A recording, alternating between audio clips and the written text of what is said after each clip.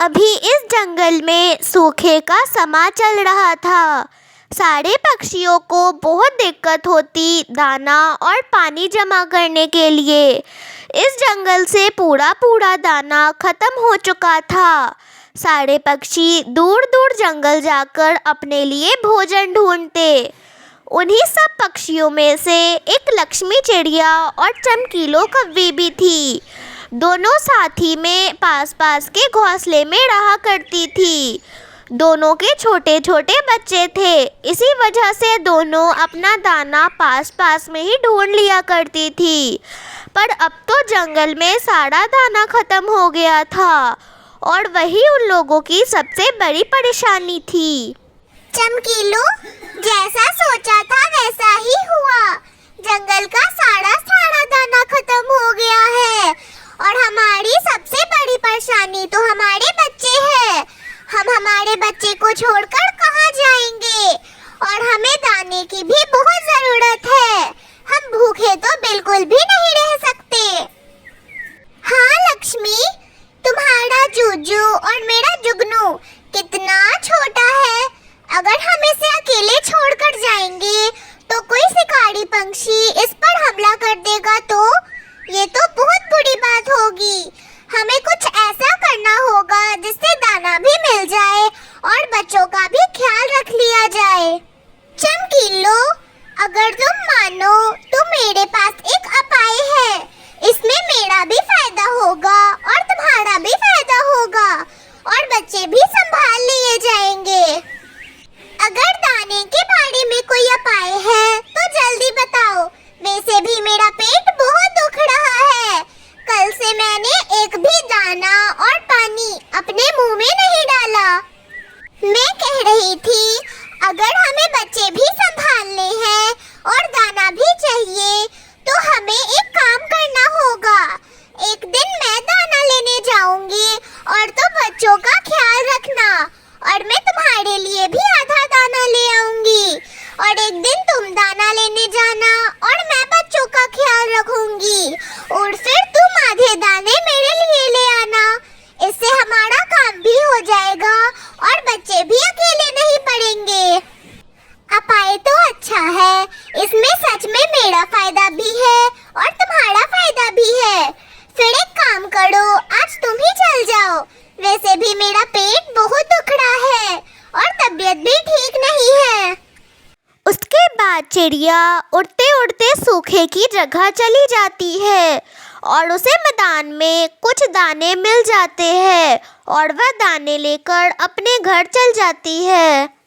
उसके बाद सुबह भी हो जाती है और अगली सुबह चमकीलो कौवी दाने की सेड़ में निकल जाती है और लक्ष्मी चिड़िया बच्चों से कहती है, जुगनू, जूजू, तुम दोनों चुपचाप से शांति से यहीं बैठो।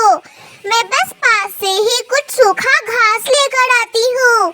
मुझे घोंसले की थोड़ी सी मरम्मत करनी है।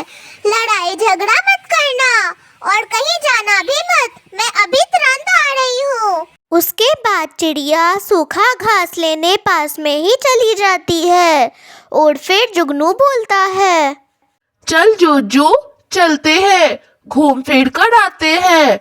झरने के पास चलते हैं। मैंने तो सुना है वहाँ पर खूब सारी तितलियाँ होती हैं और वहाँ का पानी भी बहुत ठंडा होता है। बहुत मजा आएगा, चलो चलते हैं।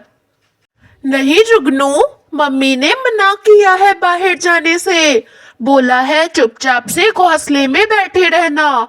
बस थोड़ी देर में ही सूखा घास लेकर आती हूँ। मम्मी थोड़ी देर में ही आ जाएगी। पहली बात तो ये, तू बहुत डरता है और कौन सी आंटी अभी आ जाएंगी। उन्हें सूखा घास ढूंढने में बहुत वक्त लगेगा और मुझे रास्ते का साफ साफ सब कुछ पता है। चलना, घूम फिर कर आते हैं। तितलियों से नहीं मिलना तुझे। झरने के पास ठंडा ठंडा पानी नहीं पीना। उसके बाद जुगनू जूजू को जबरदस्ती झरने की ओर ले जाता है। वे लोग झरने से थोड़ा आगे बढ़ जाते हैं और फिर दोनों एक पेड़ पर बैठते हैं। तभी जुगनू कहता है, जूजू, हम लोग सफर से थोड़ा आगे आगे हैं।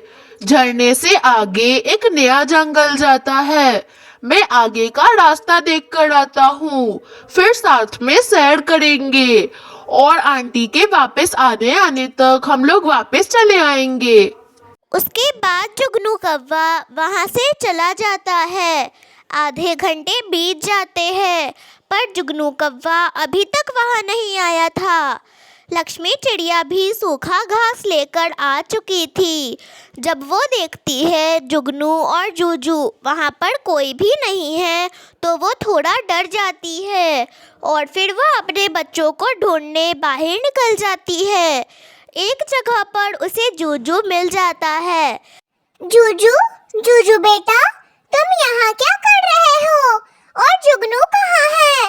मैंने तुम दोनों को मना किया था ना कि तुम दोनों बाहर नहीं निकलना। मम्मी मैंने कुछ भी नहीं किया है। वो जुगनू ही मुझे अपने साथ लेकर आया था।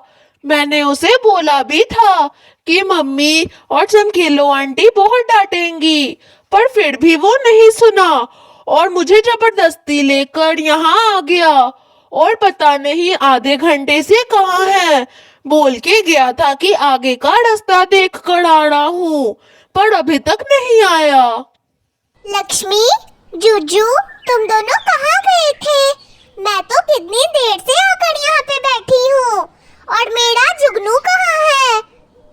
उसके बाद लक्ष्मी चिड़िया डरते डरते सारी बातें चमकीलो को बता देती है और फिर चमकीलो बोलती है, तुम ही लोगों ने मारा है मेरे जुगनू को। देखना चिड़िया, तुमने एक माँ का बेटा छीना है। वो दर्द मैं तुम्हें भी दूंगी और जब तुम्हें वो दर्द मिलेगा तब तुम्हें पता चलेगा कि एक माँ के लिए उसका औलाद क्या होता है। फिर अगले दिन चिड़िया जुगनू को ढूंढने बाहर निकल जाती है और कौवी तो इसी समय का इंतजार कर रही थी। जैसे ही चिड़िया जाती है वह उसके बेटे जूजू को ऊपर से नीचे गिरा देती है, जिससे उसके चोट लग जाती है और वो वहीं पे मर जाता है। चमकीलो, तुमने ये क्या किया? तुमने मेरे बेटे जूजू को मार दिया। तुमने ये बिल्कुल भी अच्छा नहीं किया। तुम्हारा बेटा नहीं मिल रहा है तो इसमें मेरे और मेरे बेटे की क्या कसूर थी? तुम्हारा बेटा ही ना अकेले गया था। मैंने तो सारे बच्चों को बोला था कि बेटा बाहर मत जाना, पर अब तुम्हारा बेटा चला गया तो इसमें मेरी क्या गलती जो तुमने मेरे बेटे पर सारा गुस्सा उतार दिया। तुम्हें तो कम से कम उम्मीद है कि तुम्हारा बेटा कभी न कभी जरूर मिल जाएगा, पर मेरी तो सारी उम्मीद ही टूट गई तुम्हारी वजह से। तुमने तो मेरे बेटे को ही मार दिया। उसके बाद लक्ष्मी चिड़िया उस जंगल को छोड़कर सामने वाले जंगल में चली जाती है। उस रात वह एक पेड़ पर ही गुजारती है। उस रात उसे किसी की सिसकने की आवाज़ आती है। वह पेड़ के पीछे देखती है तो पीछे जुगनू था। चिड़िया आंटी आप, मुझे तो अकेले में बहुत डर लग रहा था। अच्छा हुआ आप आ गई। मैं उड़ते उड़ते दूसरे जंगल आ गया और मुझे एक चील ने पकड़ लिया। फिर मैं छुप गया इस पेड़ के पीछे। 2 दिन से मैं इस पेड़ के पीछे ही हूँ। उसके बाद चिड़िया कौवे को उसकी माँ कौवी के पास छोड़ देती है। चमकीलो तो आग भी नहीं मिला पा रही थी और फिर चिड़िया वहाँ से चली जाती है।